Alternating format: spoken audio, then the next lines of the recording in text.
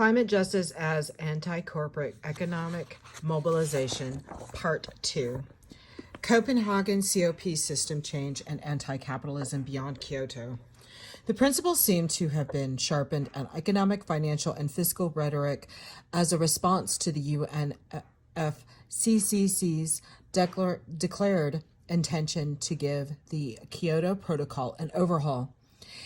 In the 2009 meeting in Copenhagen, leading up to the meeting, a Northern European coalition of activists founded the Climate Justice Alliance, CJA, organized mainly by Danish autonomists and left radicals. The meeting place for the CJM was the Climate Forum for Climate, which was inspired by the approach of RT and the organization of climate camps in the UK since 2000. Warlenius' 2017 focus was on enlarging the scope of climate action in the face of increasing urgency and less on technical Kyoto mechanisms. Players 2013-252. In contrast, the CAN NGO negotiation leadership continued to engage in deliberations to improve the CDM. This was partly prompted by the influx of campaigners from large organizations as Oxfam and World Wildlife Fund, the WWF, who had taken an increasing interest in climate change since the implementation of Kyoto Protocol and the increased focus on financing mechanisms for adaptation. The new players of CAN were more alert to the worries of negotiations to substantiate and improve Kyoto than the radical agenda for the CJN had developed in 2007. With reference back to CW's work in the late 1990s, since 2008, CAN activities had de facto functioned with two parallel tracks, a situation which became an open fight concerning formulations for the COP15 text in 2009, Hayden 2015-30.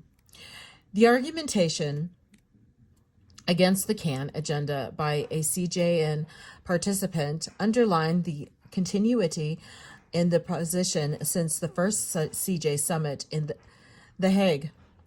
It was a strategic mistake of the environmental movement in the past work on issues separately, rather than to make a systematic critique. But it's hard because we need to come up with someone that trades unions, farmers, and indigenous peoples can all agree on.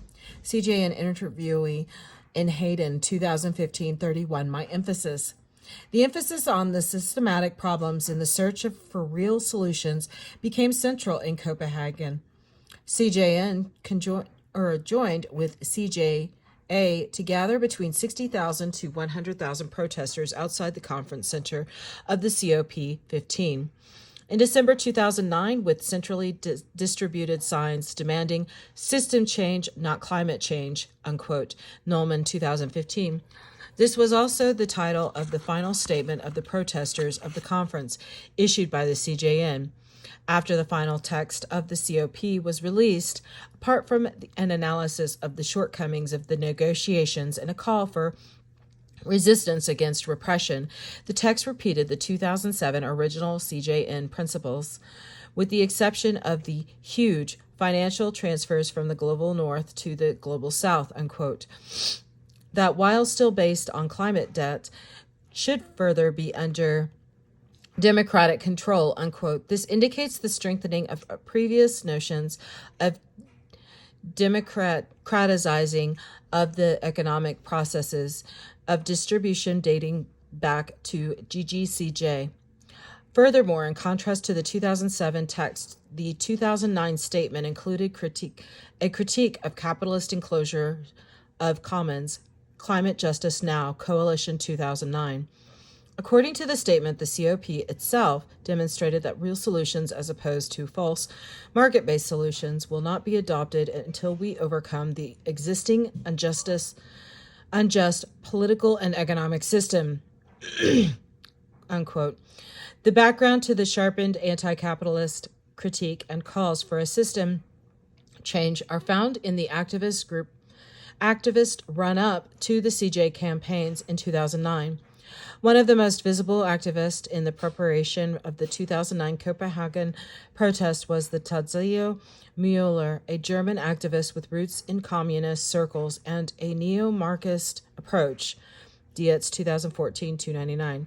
In an essay on the social justice movement history of victories and defeats from 2008, Mueller sought to explain the special potential of CJM against the usual timelessness of anticipate and capitalists' politics that he saw becoming the norm of the hopefully defeated activists in protest from Seattle to G8 meetings globally. Climate change poses the issue of urgency, unquote. Mueller, 2008. Mueller attempted to provide an understanding of the increasing destruction of ecosystems with relation to the effectiveness of anti-capitalist social movements, arguing for activists to, quote, forget Kyoto, and remain focused on providing non-capitalist solutions to climate change, unquote. From below, the market-based solutions were thus transposed from being the main problem for the CJM, judged by persistence in the statement's detailed opposition to CDM and other proposed trading mechanisms, to being a symptom of a destructive economic system. While Mueller became a voice for a neo-Marxist system critique in the global north, the concept of Mother Earth was being reinterpreted to support radical economic demands in the global south. Mother Earth versus capitalism. Indian author and activist Vandana Shiva become one of the strongest voices for environmental global justices in the late 1900s, having been leading global organizer and activist against the increasing power of transnational Western agricultural corporations in poor countries since the 1980s. She placed the local struggles for justice and common ownership into a wider framework of globalization and capitalism. In her 1990s writing, Harms and Pawala, 2014, in 2005, Shiva published Earth Democracy, ED, which, although specifically applying concepts of CJ, became an important book for the global CJ movement in the preface of the 2016 edition. Shiva states that she wrote the original in the aftermath of 1999 and the Battle of Seattle because those promoting corporate globalization repeatedly said that the anti-globalization movement knew what it was against, but not what it was for, unquote. Shiva, 2016-1. Was proposed as an alternative through a number of principles that were pitted in sharp contrast to economies of globalization. The dominant economy goes by many names: the market economy, the globalized economy, corporate globalization, and capitalism, to name a few. But all these names fail to acknowledge that this economy is but one of the three major economies at work in the world today. In contrast, quote, in Earth Democracy, every being has equal access to Earth's resources that make life possible, unquote.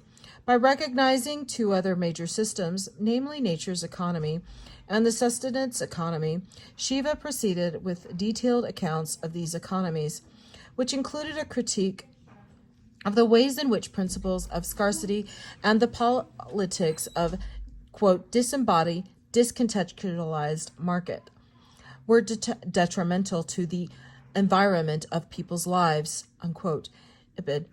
In a long-term historical narrative, Shiva argues that the logic behind the enclosure of the British Commons has transformed through colonial practices to latter-day capitalism and financialization of resources.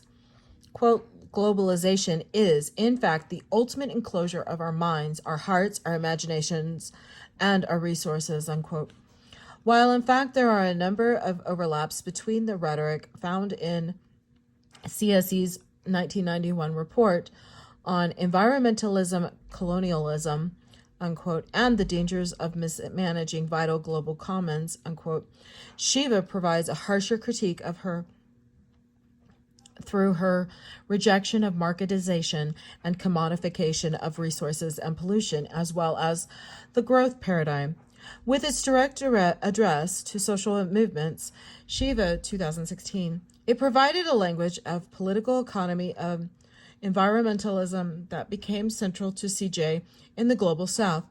Shiva came further the global spotlight as an outspoken supporter of the Yasani ITT project in Ecuador. The long-standing notions of a global moratorium on new oil from Oil Watch and ASEAN Ecologica had resulted in a strong local campaign to stop any plans of extraction in the oil-rich region of Yasani. Bond 2009. Their intense work to support local indigenous groups and develop a national strategy had been part of the background for the CJM slogan to, quote, keep the oil in the soil.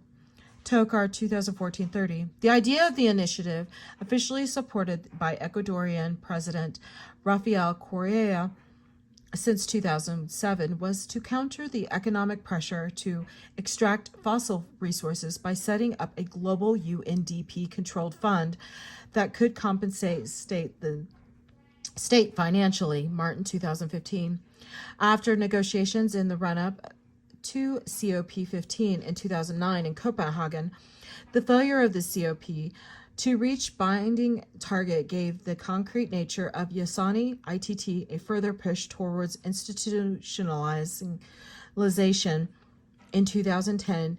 Martin 2015-122. Thus, Yasani had global attention in its disruptive nature to the global oil economy, with hopes that a small-scale project could become a model for the world.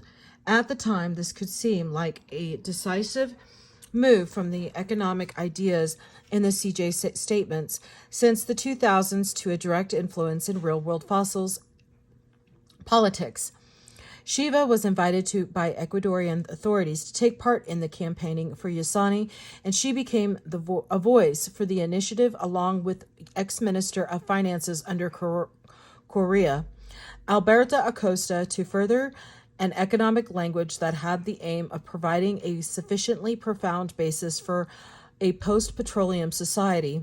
In 2000, Acosta had published a book with NGO ASEAN Ecologica called El Ecuador Post-Petrolero, unquote, providing economic arguments for a momentum that was similar to the CJ statements in its critique of Kyoto and the CDM. Martin 2015-128. In an interview in 2009, Acosta pointed out that we, the ones that planned this Yasani ITT initiative, are questioning the system of carbon trading. We are talking about a post-extra activist economy. Post-petroleum, we are looking for a different kind of organization of the society. The notion of attacking the system, unquote, of certain economic schemes was coherent with the broad lines of CJ mobilization. But both Acosta and Shiva have attempted to go further in arguing for an economic approach that diverted from the anthropocentric foundation of politics of growth, development, and extraction. Acosta has stated, quote, we will be forced to move from the current anthropocentrism to socio-bicentrism. That should be translated into a new kind of socialism, unquote. Acosta in Gillian 2014-198. Exchanging the reference to socialism with anti-corporatism of the late 1990s, Shiva argued in subsequent edition of the ED that, quote, corporate anthropocentrism urgently needs an antidote. The rights of Mother Earth and the Earth democracy give us an opening to reclaim human freedom and the freedom of life on Earth, unquote, Shiva 2016. Acosta has since endorsed the indigenous concept of Sumac Causeway of Bien Vivre, signaling a belief similar to Shiva's that the spiritual side of this concept of Mother Earth can coexist with radical economic program. To appreciate the historical tensions and developments and how the relationship between economic and environmental issues was addressed in the global south and India in particular, it should be noted that in 1990's mission statement of CSE consisted of a diametrically opposing approach for CSE's environmental issues are seen in the anthropocentric perspective, unquote, seeking societal changes through appropriate governance systems, human nature, interactions, and the use of science and technology. CSE 1999, my emphasis. The basic beliefs among these key thinkers and collectives providing input for the CJM within 2 decades are strikingly different.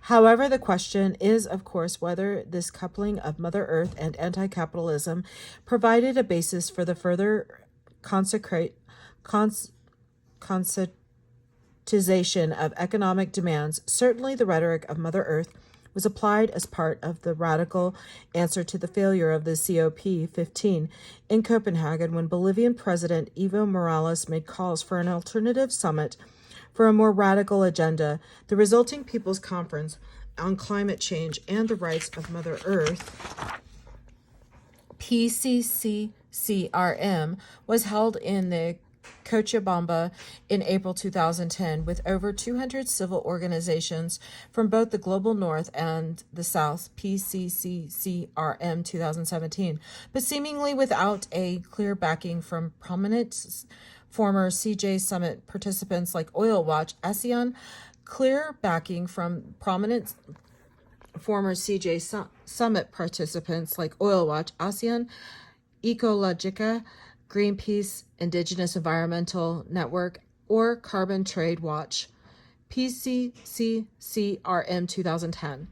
The conference's activities gatherings resulted in an extensive people's agreement, unquote, a proposal for universal declaration of the rights of Mother Earth, unquote. Along with a number of resolutions from separate workshops, the declaration itself ended with a long list of holistically oriented and biocentric definitions of the rights of Mother Earth with a call to promote economic systems that are in harmony with Mother Earth, unquote. On the other side of the coin, the agreement singled out that the capitalist system and its imposing logic, competition, progress, and limitless growth, unquote, as the main problem for previous negotiations on climate change. PCCCRM 2010. The long-standing CJ issue of per capita emissions rights was included and reformulated as the claim that to achieve balance with nature, there must first be equity among human beings, unquote. However, although parts of the economic diagnosis were shared with previous CJ declarations, the approach to solving the problems diverged.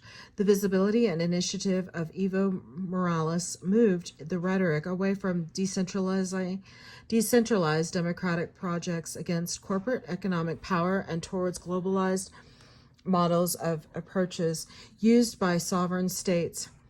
Concretely, the agreement's suggestions of holding a global referendum with the aim of agreeing on necessary reductions and the creation of a climate justice tribunal for past and present violations seemed to Tadzia Mueller, participating in the PCCRM, as unrealistic and symptoms of pure rhetoric, Mueller 2010. Judging from the documents and the main organizing parties, it seems that despite the overall shared ambitions of promoting climate debt and providing new economic systems, the PCCCRM cannot be regarded as a continuation or extension of CJ summits that were initiated in 2000 in The Hague.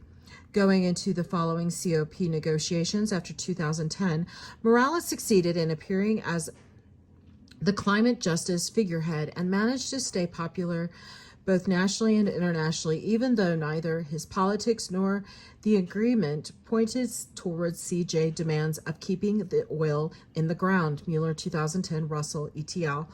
2012. However, even if the Bolivian government report of participation of over 35,000 people from 142 countries should be taken cum grano salis. The event marked both a strengthening of in the unified front of the South and North American climate activists and the beginning of a division. For example, while extensive the grassroots alternative gatherings to the COP16 in Cancun 2010 separated into four camps with a general bifurcation into those who supported the progressive staticism led by Morales Correa and Venezuelan President Chavez, and those insisting on a more radical approach. Russell ETL 2012. Just transition and divestment and as de-radicalization. Although the Bolivian delegation proceeded in getting the Cochabamba Agreement acknowledged in the COP17 in Bonn, the following years saw key CJ organizers express a sense of lost momentum. Bullard and Mueller 2012. The struggle against the CDM and other trading mechanisms had not resulted in a clear victory. Although the doubts to its efficiency in existing forms were increasingly part of the mainstream academic debate and media coverage, Harvey 2012, the Ecuadorian plea for the international community to provide funding for Yasani was far from met, leading President Correa to begin planning for extraction of the resources in the area, Martin 2015.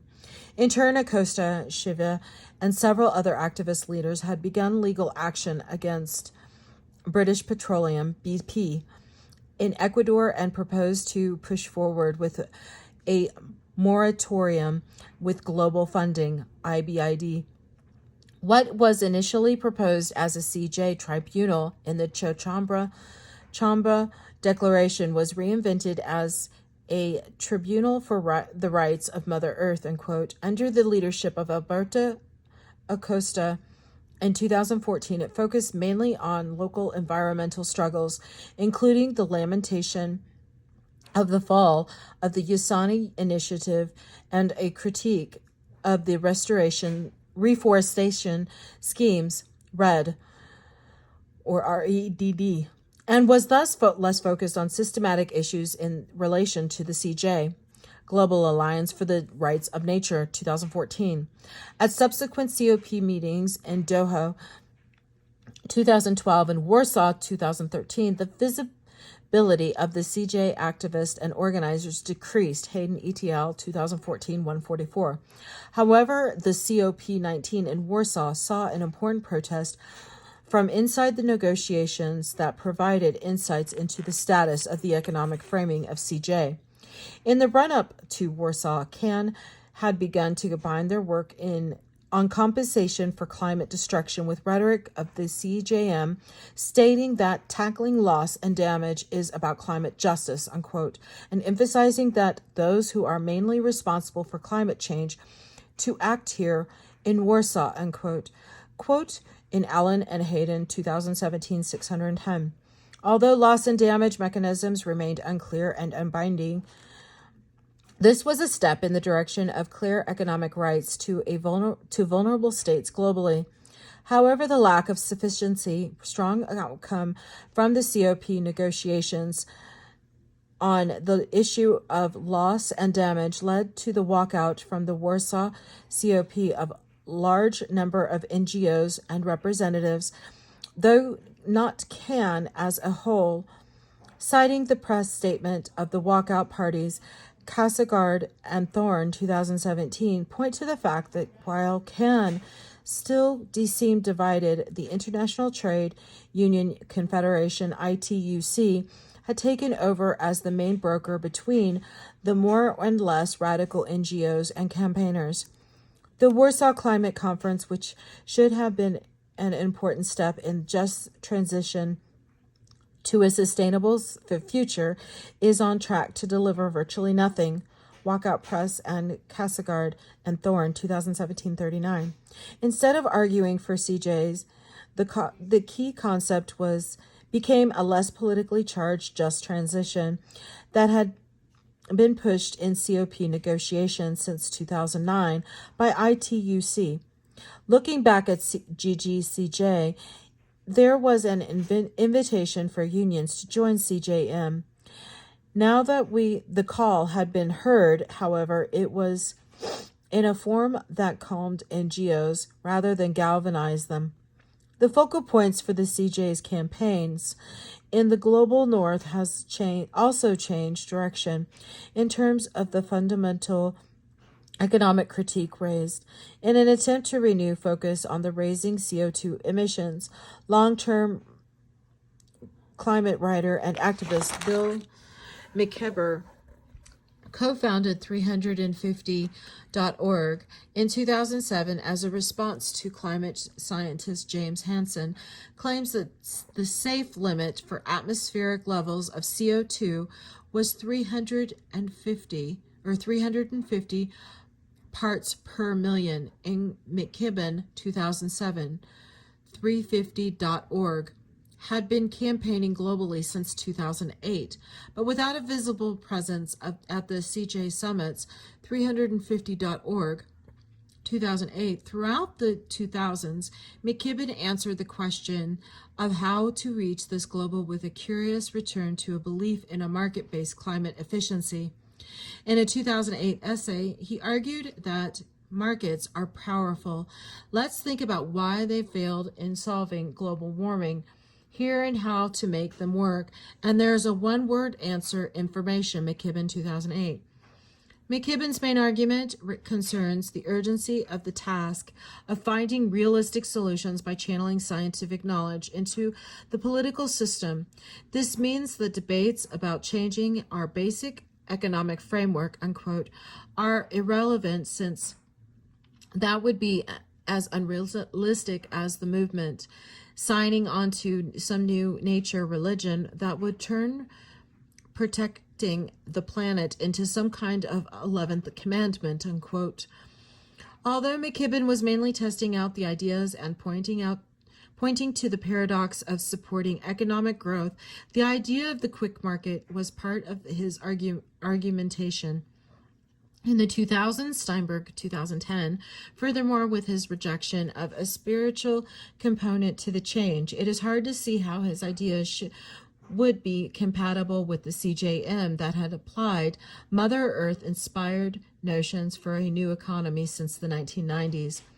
Nonetheless, within half a decade, 350.org was to be at the center of global attention on radical climate change, applying the concept of CJ while reinventing the approach to grassroots economic climate activism with the divestment of campaign.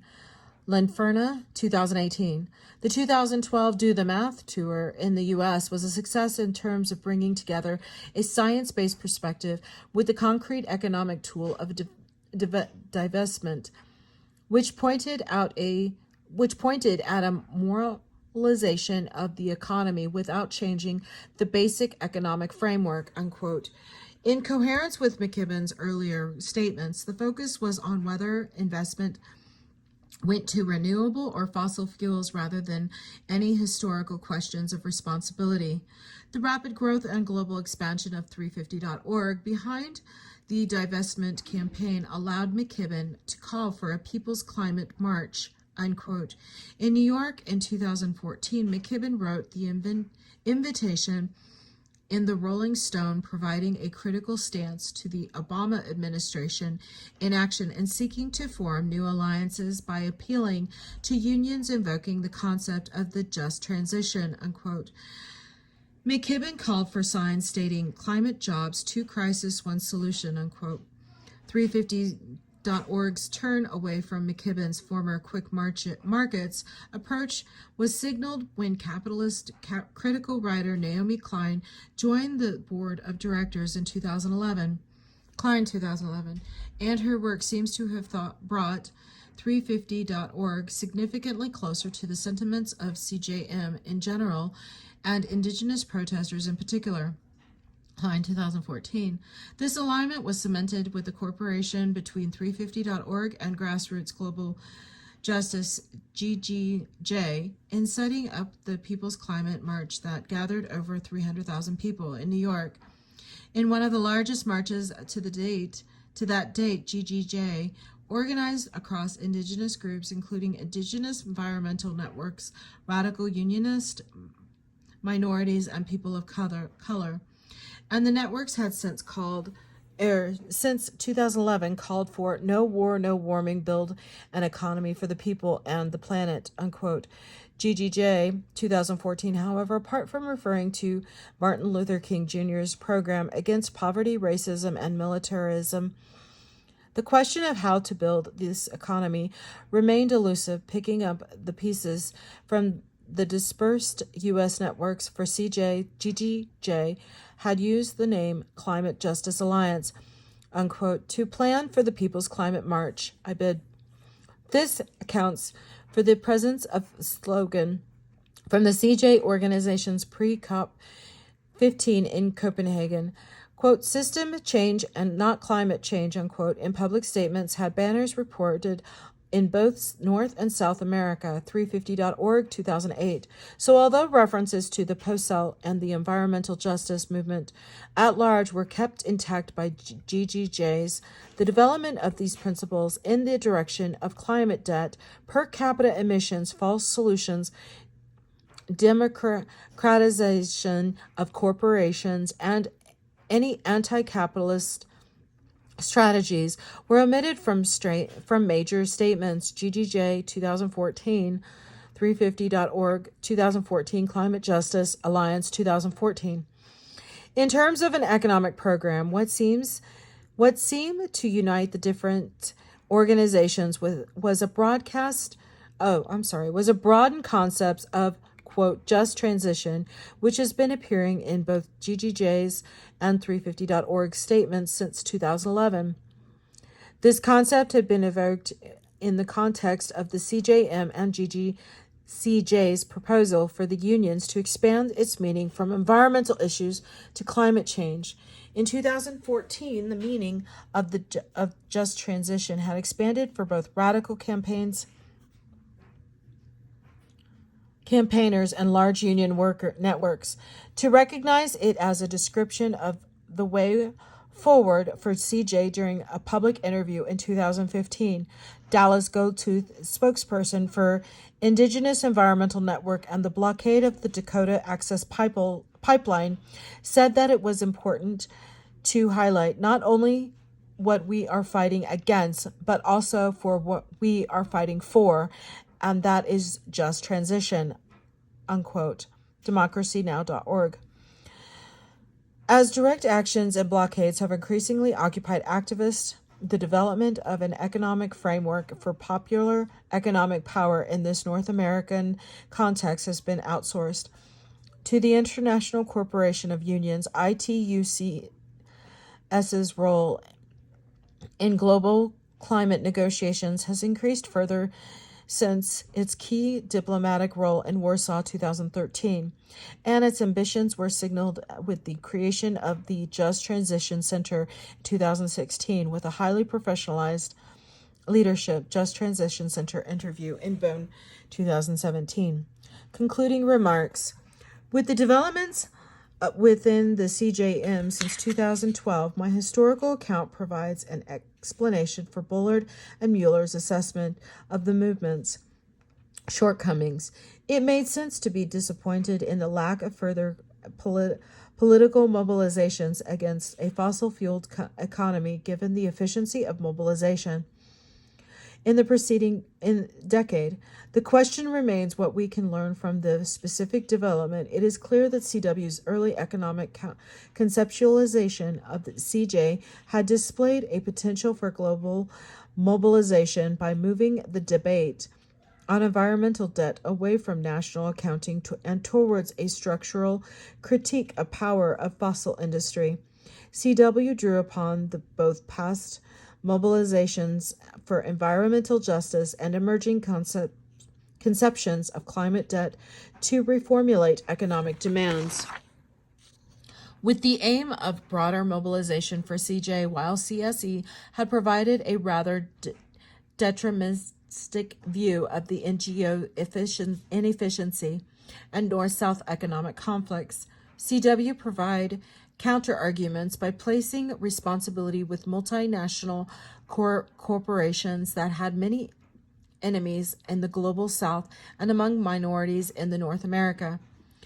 Further, the attempt at providing economic solutions that explicitly rejected the efficiency of individual consumers' choices elevated the debate to a systematic level of which increasingly attracted the forces behind successful environmental justice movements since the 1970s, Dawson 2010.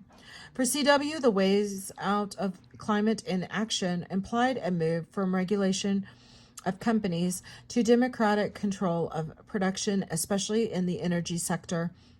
CW's suggestion to place the trust in the union-based conceptions of a just transition made sense in a late 1990s context when radical demands and global solidarity was part of union rhetoric. Similarly, the ambitions for mobilizing on a global scale against technical trade agreements were supported by the resistance to the WTO in Seattle in 1999 and subsequent alter-globalization campaigns, Pliers 2013. When it came to creating a global platform for CJ Mobilization, the post-sales work to transgress national borders in the name of environmental justice became pivotal for cooperation between activists in the global South and North. The combination of biocentric focus on Mother Earth with radical demands for ending fossil fuel exploration seems to have provided support for the global network of economies cannot be overrated. Mitchell 2011, Malm 2015, making it both necessary and effective to place a project like the Yasuni ITT in the context of new systematic economic thinking, as Shiva and Acosta have done. However, as the CJM has grown in reach and numbers, and the demands for fundamental economic changes have become difficult to maintain, there seems to be a number of factors at play. The attempt at finding a common economic program in the just transition has proven to be a two-edged sword, providing a positive language while risking an economic approach out of tune with the urgency of climate change action. Although reinventing the ITUC as an international platform in 2006 and entering the COP negotiations, the power balance between unions and corporations is increasingly uneven in the context of the global climate debate. This means that, broadly speaking, ITUC interprets the just transition more as a global protection of jobs than a clear roadmap for large-scale transformation and global solidarity. Stevens and Feli, 2014. On the other hand, there seems to be more to explore for a global CJM, a new conceptualization, a biocentric economy, and the concept of bien vivre. Martinez, Eller, Escobar, 2015. It is less clear, however, if the window for convergence with radical groups in the global North has closed. My participatory observations at the CJ summits in Paris of 2015 and Bonn 2017 have pointed to a clear anti-capitalist rhetoric from the leaders within the indigenous environmental network that runs counter to the tendency in the official communication of coalitions such as GGJ and CJA. Similarly, trade unions for energy democracy has since 2012 made a push from within union circles with radically transformative economic agenda, Sweeney 2014. The radical demands for democratic control of energy and production, however, seems to be staying alive as subculture to the new mainstreamed version of CJ. The history of the origins of CJ shows us, however, that the right combinations of marginalized radical economic ideas have the potential of starting waves of activisms. Here are the notes and the references.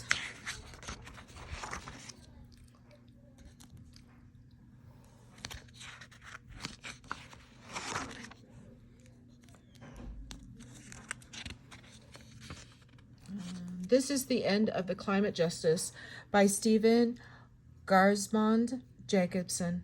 Thank you.